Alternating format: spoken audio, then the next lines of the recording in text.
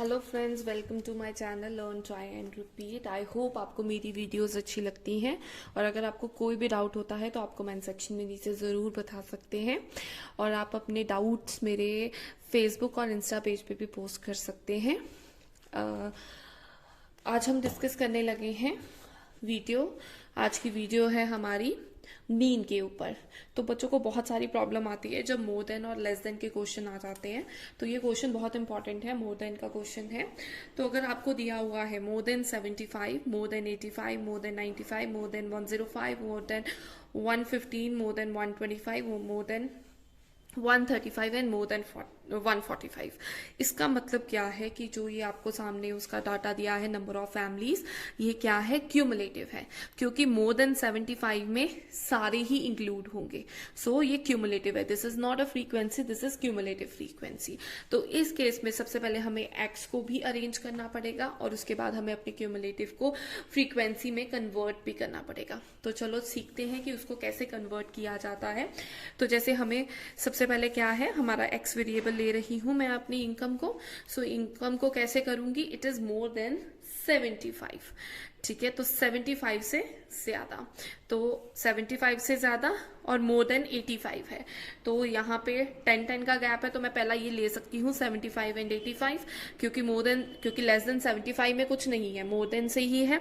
तो मैं यहाँ ले सकती हूँ 75 to 85। तो उसमें वो आ जाएंगे जो सिर्फ 75 और 85 में लाई कर रहे हैं। वो कैसे कैलकुलेट करना है वो भी मैं आपको सिखाऊंगी।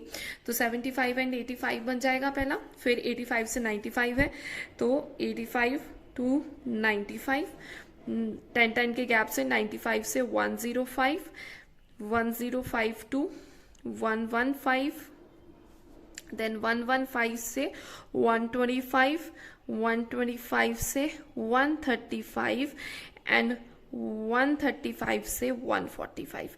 अब यहां तक देखा आपने, लास्ट में है मोर देन 145, मतलब वो नंबर जो 145 से ज्यादा है।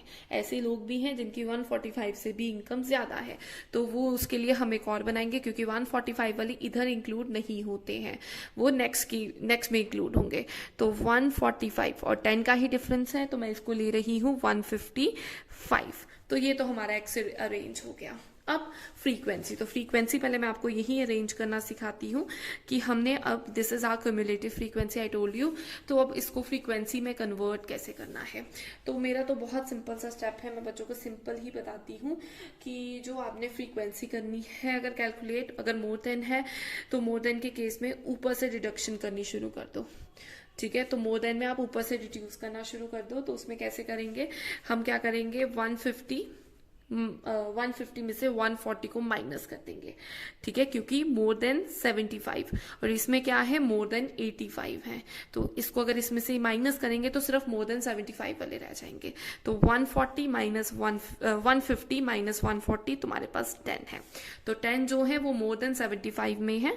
ठीक है, फिर उसके बाद मोर देन 85 के केस में क्या करेंगे, हम नीचे वाला जो 140 माइनस 115, तो ये 115, तो ये तुम्हारे पास आ जाएगा 25। ऐसे ही 95 सॉरी 115 माइनस 95, तो आपके पास आ जाएगा 20। फिर 95 माइनस 70, 25, 70 माइनस 60, 10, 60 माइनस 40, 20, 40 माइनस 25, 15, और जो लास्ट होगा वो सेम रहेगा, क्योंकि it is already more than 145। तो जो मोर देन 145 है वो तो इसी में लाई करेगा ना। यहाँ पे क्या है, मोर देन 145 और मोर देन 155 कुछ है नहीं, इसलिए हमने जो लास्ट वाला है वो एग्जैक्ट सेम लिखते हैं। तो ये हमारी फ्रीक्वेंसी आ गई है। तो यहाँ पे अभी सामने लिखूंगी। तो पहला स्टेप में इसको मीन को निकालने के लिए सबसे पहला इसका स्टेप में मिड पॉइंट को जो है वो कैलकुलेट कर रही हूँ, क्योंकि in case of frequency distribution series तो हमें पहले एक्स को जो एक्स होता है, जो हमें क्लास इंटरवल में गिवन होता है, हम उसको मिड वैल्यू में कन्वर्ट करते हैं, तो उसको एम से प्रेजेंट करते हैं। और इसका फॉर्मूला क्या होता है, इसका फॉर्मूला होता है M is equal to L1 plus L2 divided by 2, मतलब 75 प्लस 85 डिवाइडेड बाय 2, तो आपके पास आ जाएगा 80। फिर ऐसे ही 85 plus 95 divided by 2 90, 95 plus 105 divided by 2 100, 105 divided by 115 105 plus 115 divided by 2, you will get 110. 115 plus 125 divided by 2, 120. 125 plus 135 divided by 2 is 130. 135 plus 145 divided by 2 is 140. 145 plus 155 divided by 2 is 150. So this is your mid value. So इसके साथ मैं frequency भी लिख रही हूं। मेरी frequency जो हमने ऊपर कैलकुलेट करी है वो आई है 10, 25, 20, 25, 10, 20, 15, 25। So this is my frequency. अब डिपेंड करता है आपने कौन सा फॉर्मूला यूज करना है। मैं अपनी कैलकुलेशन इजी से इजी बनाने के लिए देखूंगी। तो सबसे पहले मैं इसका डिविएशन कैलकुलेट करने लगी हूं। सो डिविएशन का फॉर्मूला होता है m माइनस a। तो मतलब हमें मिड में से, ये जो मिड वैल्यू है इसमें से किसी चीज को a अज्यूम करना पड़ेगा। तो ये मैं कर लिया 110 को अज्यूम। तो 110 को मैंने अज्यूम कर लिया। तो मेरी कैलकुलेशन का स्टेप क्या होगा? अब मैं पहले में क्या करूंगी, 80 माइनस 110।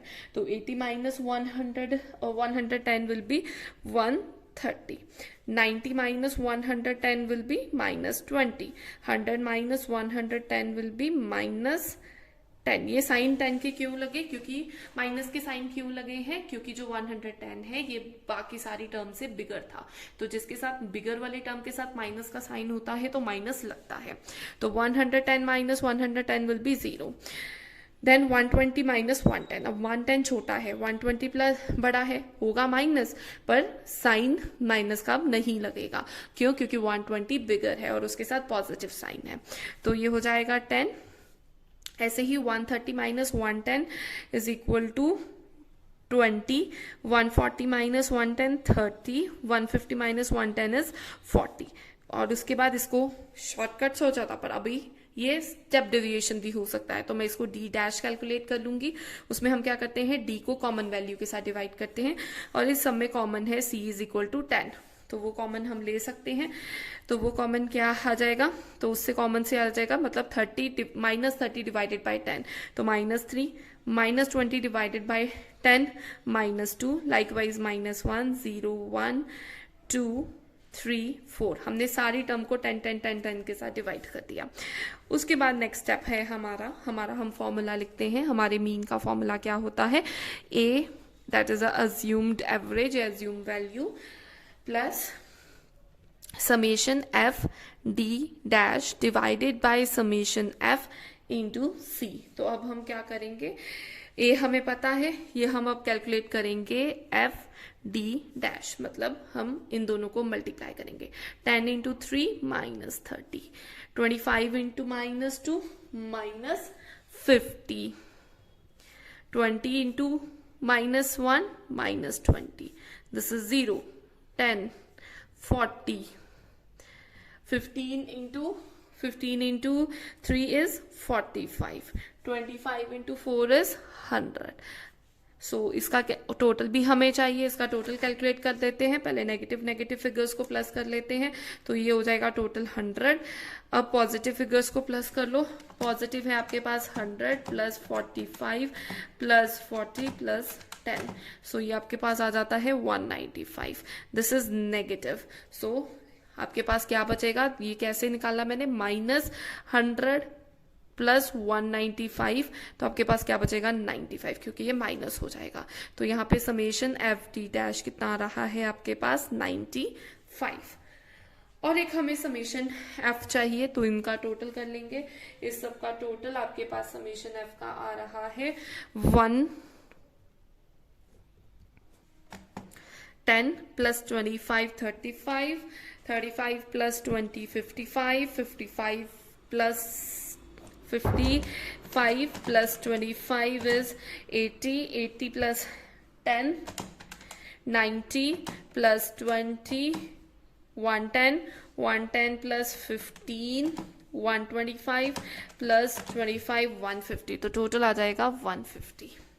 सो हम यहाँ लिखेंगे मीन इज इक्वल टू ए, क्या है हमारा, ए है जो हमने ये एज्यूम लिया था, that is 110 plus summation FD कितना आया 95 डिवाइडेड बाय 150 इंटू सी, सी हमारे पास है 10। सो ये 10 यहाँ से कट रहा है, कटिंग कर देंगे, और उसके बाद 110 प्लस, अब क्या करेंगे 95 डिवाइडेड बाय 15 करेंगे। सो जब हम 95 डिवाइडेड बाय 15 करेंगे तो हमारे पास आ रहा है 6.333। तो हम क्या ले लेंगे 116.33 and that is our answer. ये हमारा आंसर हो जाएगा। आई होप आपको ये क्वेश्चन समझ आया। अगर आपको मीन के किसी क्वेश्चन पे भी डाउट है आप कमेंट सेक्शन पे पोस्ट करें, और आप मेरे इंस्टा और मेरे फेसबुक पेज पे भी पोस्ट कर सकते हैं, और मेरी वीडियो को लाइक करना मत भूलें and subscribe my channel. Thank you.